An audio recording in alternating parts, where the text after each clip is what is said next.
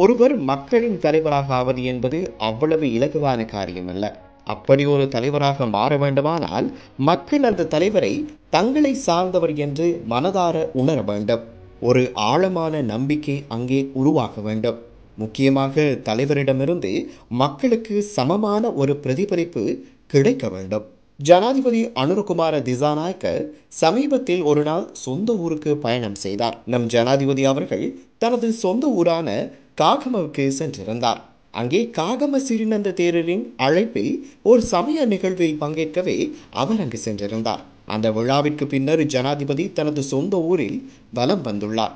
அந்த சுற்றுப்பயணத்தின் போது ஜனாதிபதிக்கு அமோகமான மக்கள் வரவேற்பு கிடைத்தது. அங்கே சாதாரண மக்கள் ஜனாதிபதியுடன் எந்தவித தயக்கமும் இன்றி உரையாடும் விதம் பற்றிய ஒரு காணொளி கூட வெளியாகி சமூக வலைதளங்களில் பரவலாக பேசப்பட்டது. அங்கு வந்த சிலரை ஜனாதிபதி அக்கா என்ற பாசத்துடன் அழைத்தார். வேறு சிலரோ அவரை சார் என்று அன்புடன் அழைத்தனர். இந்த சார் என்ற அழைப்பு அவர் ஜனாதிபதி என்பதால் அல்ல. ஜனாதிபதி உயர்தர பரீட்சையின் போது, அதாவது 80களில் தனது சொந்த கிராமத்து குழந்தைகளுக்கு கணித வகுப்புகளை நடத்தியுள்ளார். அவரை சார் என்று அழைத்த ஆசிரியை ஜனாதிபதியிடம் படித்த முன்னாள் மாணவி. சாரை பார்க்கும்போது எங்களுக்கு கணித பாடம் தான் நினைவுக்கு வருகிறது என்று அவர் புன்னகையுடன் குறிப்பிட்டார். ஜனாதிபதி அனுரகுமார திசாநாயக்க கணிதத்தில் மிகவும் திறமையானவர் என்பதை அவரது ஆசிரியர்களில் ஒருவர் யூடியூப் நேர்காணல் ஒன்றில் தெரிவித்திருந்தார். அவர் எவ்வளவு திறமையானவர் என்றால் ஒவ்வொரு நாளும் கணித பாடத்தில் 100 மதிப்பெண்கள் பெற்றார் என்றும் அந்த ஆசிரியை பெருமையுடன் கூறியிருந்தார். ஜனாதிபதி எங்கு சென்றாலும் சாதாரண மக்கள் அவரிடம் மிகுந்த அன்புடனும் நெருக்கத்துடனும் உரையாடுவதை காண முடிகிறது. இதற்கு மிக முக்கியமான காரணம் சாதாரண மக்கள் ஜனாதிபதியை தங்களுடையவர் என்று கருதுவதுதான் என்று கூற முடியும். இந்த நிலைமை வடக்கு, கிழக்கு, மலையக பகுதிகள், கண்டி, கொழும்பு என அனைத்து பிரதேசங்களிலும் ஒரே மாதிரியாகவே உள்ளது. சிங்களம், தமிழ், முஸ்லிம் என அனைத்து சமூகத்தினரிடையேயும் எந்தவித வேற்றுமையும் தெரியவில்லை.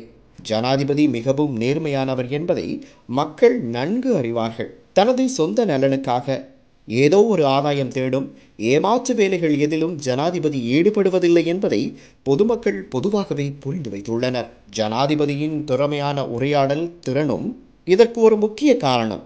எந்த ஒரு குடிமக்கள் குழுவுடனும் எளிமையாகவும் அக்குழுவினருக்கு அந்நியப்படாத மொழியிலும் ஜனாதிபதியால் உரையாட முடிகிறது.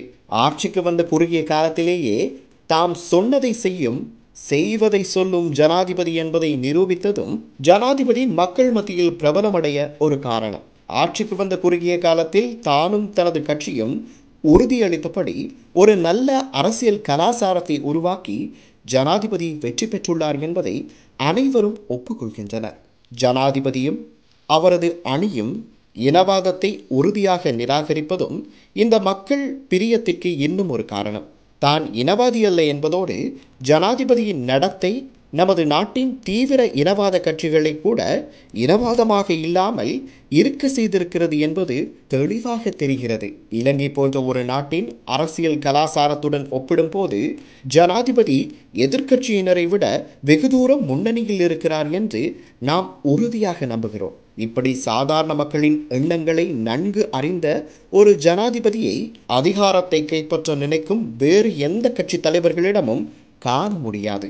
எனவே இது போன்ற ஒரு மகத்தான ஜனாதிபதிக்கு, ஒரு புதிய நாட்டை உருவாக்கும் முயற்சிக்கு பொறுமையுடன் ஆதரவளிக்க வேண்டியது என் நாட்டு மக்கள் அனைவரதும் ஒரு கடமையும் பொறுப்புமாக உள்ளது.